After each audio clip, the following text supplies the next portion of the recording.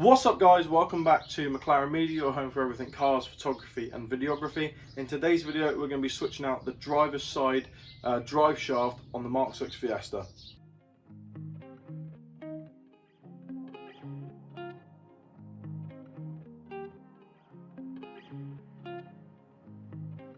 So guys, just a little thing before we start.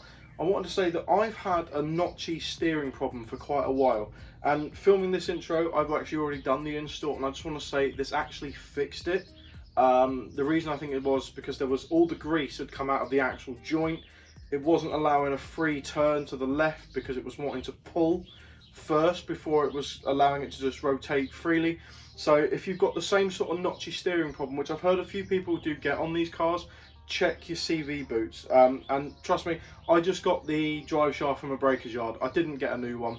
If you've got a TDCI Fiesta, just another thing to keep in mind, the drive shafts are the same as the ST150 Fiestas. They're just thicker. I think it's to do with taking the torque load a bit better.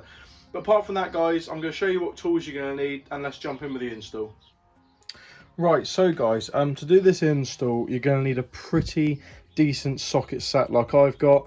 There's so many different sort of nuts and bolts you're going to be sort of having to undo on this thing. So for example, you're going to need star keys, you're going to need impacts, different size wrenches, different size deep sockets, all that sort of stuff. So I do recommend using a decent sized socket set. The reason I haven't included most of the sizes in this video is because some of my bolts have been changed in the past and they're a little bit different to what the Ford put on the factory.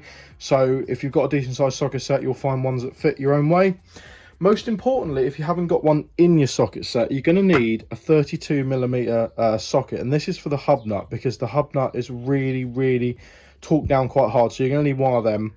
You potentially need a breaker bar. Luckily enough, I use a impact, but a breaker bar will do exactly the same thing. It might be a bit longer, but I always use my impact just to speed things up and save your joints, guys, because obviously, you know, I worked on cars all pretty much my teenage life and up to early adulthood, and I've already started to realize my shoulders are going, so, and my elbows, so, you know, anything to do to speed things up and make it easier on your joints.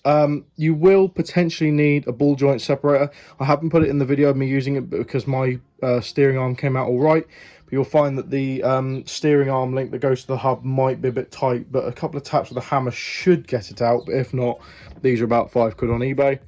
A pretty big torque wrench to re-torque down the hub nut, and then a pretty big sledge to get the actual drive shaft out of the hub. And then other things you might need, a lot of WD-40 and some copper grease is recommended but not necessarily needed. So guys, with all that said, let's get on with the install.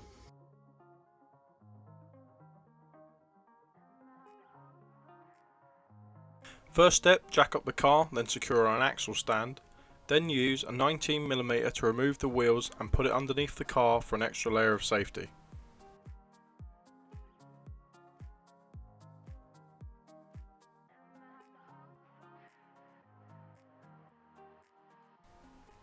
This is the old drive shaft with the old CV boot, and as you can see it's very broken, all the grease has leaked out and it's definitely an MOT failure. Get someone to hold the brakes and use the 32mm to undo the hub nut. Give the front of the drive shaft a whack with a hammer until it begins to move back in towards the car. Undo the nut on the steering arm and swing away to the side. Then remove the bottom lower control arm bolt and nut. A few hits with a hammer should get it moving freely. You may have to wrestle with the arm to get it out of the bottom of the hub.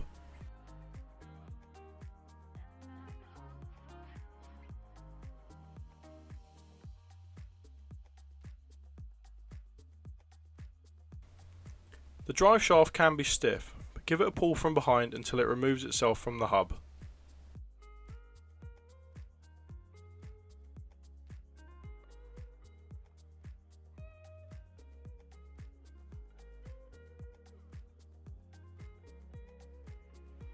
There is an inner brace that has two 10mm nuts top and bottom. Remove this after you've done the other jobs first. Once removed, simply pull the drive shaft from the gearbox. This is the old drive shaft, very old and broken. It's leaked all its grease out. I could have simply got a new CV boot, but I've gone with a complete new drive shaft.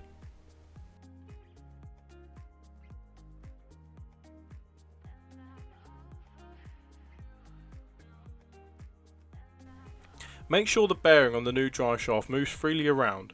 This is the part that is held on by the small inner brace.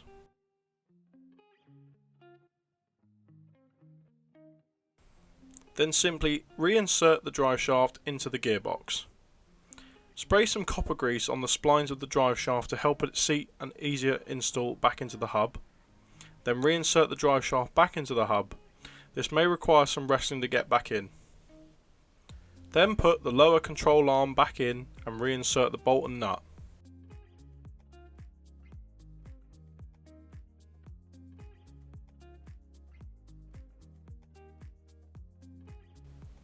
Then put the steering arm back and re-secure the nut. Then hold the brake again and redo up the nut. Always use a new hub nut. If the drive shaft isn't fully seated, use a ratchet to tighten the nut.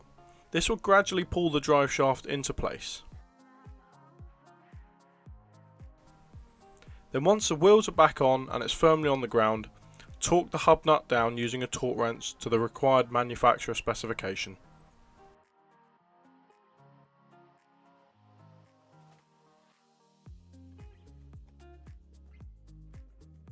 Well, there we go, guys. That is basically me installing the drive shaft on the Fiesta. It's not the biggest job in the world. It just takes a little bit of time. That took me about 2 hours, if I'm completely honest with you. Like I said, you know, second-hand parts from a breaker yard, perfectly fine as long as the boots are fine. Just remember, you know, a bit of copper grease can help. A few whacks with a hammer.